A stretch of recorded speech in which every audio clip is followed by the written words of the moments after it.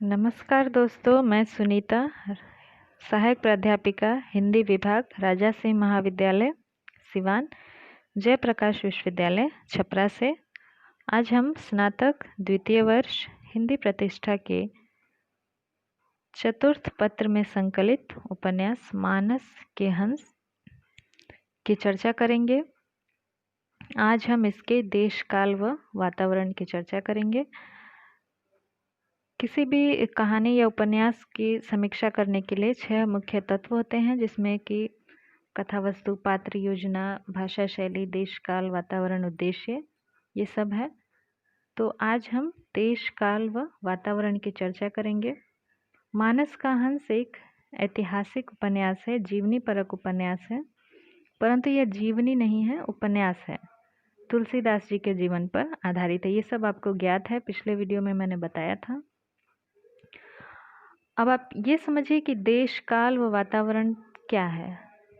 जब हम किसी उपन्यास या किसी रचना, कथा हो या नाटक हो, किसी की रचना कोई रचनाकार करता है, तो देश काल यानी कि वो किस समय की बात कर रहा है, वो देश काल है।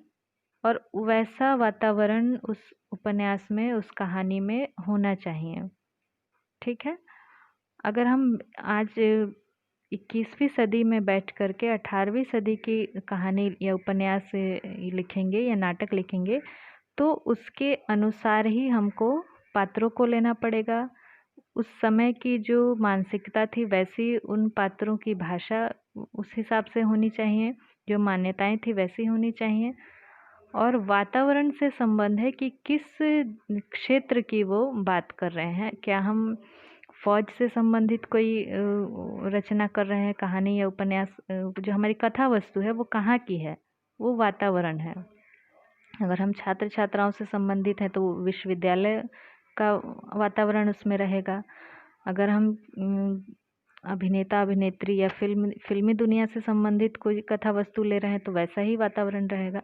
तो ये देश, काल और वातावरण होता है। तो ये हर रचना में रचनाकार को इसका ध्यान रखना पड़ता है।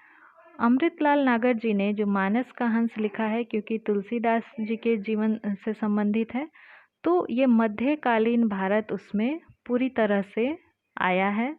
और जब हम उपन्यास को पढ़ते हैं तो हमें ऐसा लगता है कि हम उसी समय की यात्रा उस उपन्यास के साथ साथ कर रहे हैं।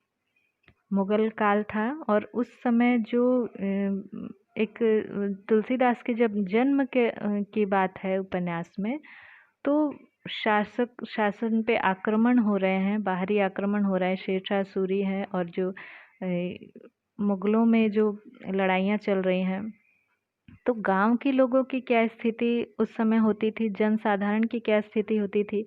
अगर एक सुदृढ़ शासन है तब तो शांति व्यवस्था है, तब तो ठीक है, अपना सब काम कर रहे हैं, जी रहे हैं, खेती कर रहे हैं, चाहे व्यापार कर रहे हैं, जो भी कर रहे हैं। परंतु जब उथल पुथल की स्थिति होती थी, युद्ध की स्थिति होती थी, तो लोगों की क्या दशा होती थी, जनसाधारण कितने भय में रहते थे, वो इसमें बिल्कुल स्पष्ट दिखाई दे रहा है। जब तुलसीदास जी के जन्म के समय की बात है, उस समय इसके साथ ही देश, काल और वातावरण तो है ही, परंतु जब इसमें अब देखो, अकबर के शासन की प्रशंसा भी की गई है, मुगलों के शासन की निंदा की गई है, परंतु उसमें अकबर का जो शासन है उसका कहा गया कि अकबर के शासन को छोड़कर और कहाँ, सब जगह तो यही हाल चले आ रहा है, अत्याचार ही बढ़ रहे हैं, अत्यधिक धर्म विशेष पर अत्याचार किए जाते थे। और जब तुलसीदास जी अपने शिष्यों के साथ जा रहे हैं काशी की ओर, तो रास्ते में एक जगह एक फांसी से लटकाया हुआ एक पुरुष का शव दिखाई देता है पेड़ पर, और एक महिला जो कीचड़ में लथपथ पड़ी हुई है, और 2-3 मुगल सैनिक वहाँ पे मृत पड़े हुए हैं। तो ये सब दृश्य देने का मतलब क्या है कि उस समय के देश, काल को, वातावरण को जीवित करना, प्रत्यक्ष करना। यह उपन्यास 1972 में लिखा गया था, परंतु मध्यकाल इसमें पूरा लेखक ने ला दिया, और इसके लिए बहुत शोध की आवश्यकता होती है। विशेषकर जब अगर आप काल्पनिक कहानी लिख रहे हैं, कथा वस्तु लेकर काल्पनिक, तभी भी आपको वो तो ध्यान रखना ही पड़ेगा कि हम किस समय की बात लिख रहे हैं। लेकिन जब आप जीवनी परक उपन्यास लिखते हैं तो आपको विशेष सावधान रहना होता है कि हम किस तरह की घटनाएं उसमें दिखा रहे हैं। अब एक और बात आती है युग बोध की।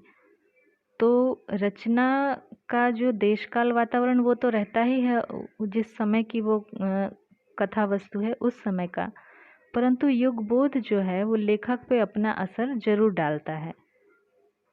इसका ये अर्थ हुआ कि जो राम की वही कहानी रामायण वाल्मीकि जी ने लिखी, रामचरितमानस तुलसीदास ने लिखी, उसके पश्चात राम की कथाओं के कई प्रकार अपने अपने राम इसके कई मतलब राम कथा तो हर युग में ही उसको लिखा जाता रहा है, लेकिन सब में अंतर है। वो अंतर रहता है युग बोध का अंतर।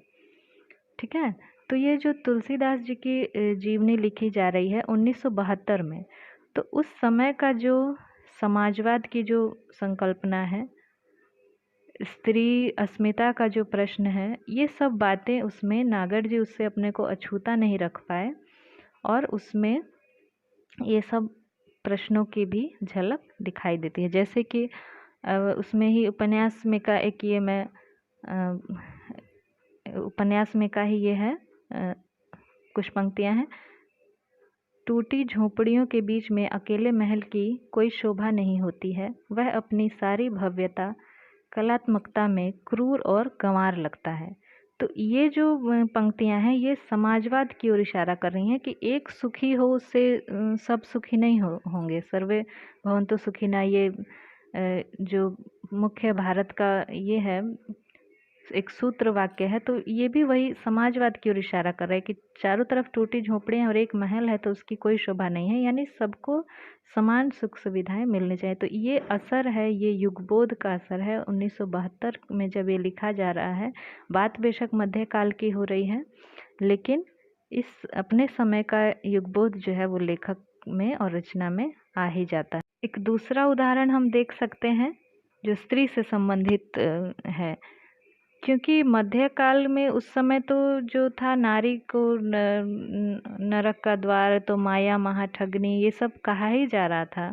उस समय तो नारी को एक तरह से इस सब चीज़ों उसको जो था दोयम दर्जे पर रखा ही जा रहा था। उस समय ये कोई बात नहीं थी कि स्त्री को, ये जो तुलसीदास जी का है दोहा, ढोल गंवार शूद्र पशु नारी ये सब ताड़न के अधिकारी, तो मध्यकाल में इस पर कोई प्रश्न नहीं उठा होगा। जहाँ तक हम सोच सकते हैं कि उस समय किसी के दिमाग में ये बात नहीं आई होगी कि क्यों नारी को ताड़न के अधिकारी बताया जा रहा है। परंतु क्योंकि 20वीं सदी में और 1972 में जो स्त्री अस्मिता के प्रश्न आ गए थे, स्त्री विमर्श सब चल रहा था पूरी दुनिया में, भारत में भी, तो इस चीज़ को सब लोग इसको देख रहे थे कि तुलसीदास जी जैसे महान कवि और ये पंक्ति की ढोल गंवार शूद्र पशु नारी ये सब ताड़न के अधिकारी, इसमें दलित विमर्श भी वो भी इस पर सवाल उठाता है, इस दोहे पर और तुलसीदास जी पर, कि शूद्र को और नारी को और पशु को एक ही गिनती में रखते हैं और उन सबको पीटने का अधिकारी बताया गया जिस तरह से ढोल को पीटा जाता है।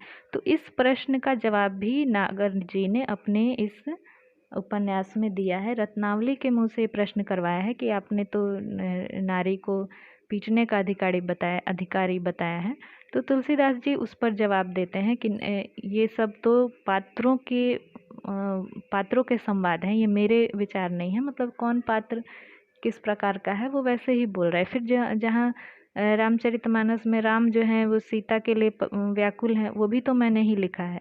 तो अगर नारी के प्रति मेरे मन में दुर्भावना रहती तो मैं ये सब कैसे लिखता। तो ये इस आक्षेप का जवाब नागर जी ने दिया तुलसीदास के द्वारा कि ये जो है यह पात्र के अनुकूल है ये दोहा, ये कोई तुलसीदास जी का व्यक्तिगत विचार नहीं है। तो इस तरह से इसमें युगबोध भी हमें दिखाई देता है कि कथा जो है देश काल वातावरण मध्यकाल का है, परंतु आधुनिक प्रश्नों के भी उसमें समाधान मिल जाते हैं।